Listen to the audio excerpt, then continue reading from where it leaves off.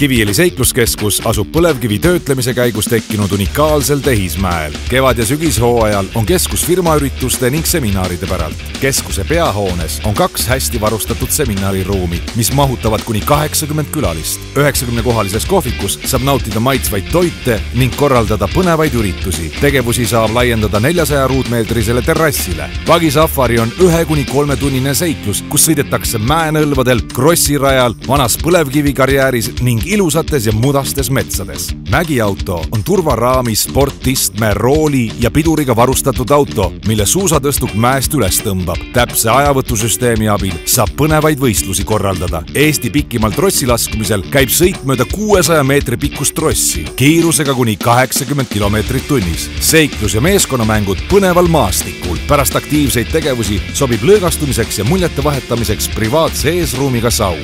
Päeva lõpetab korralik pidu. Kes õhtuks ära väsib, saab mugavalt ööbida keskuse kõrval asuvates hostelites. Ootame teid Tallinnast ja Tartust, vaid 1,5 tunni kaugusel. Meile saab nii auto kui rongiga.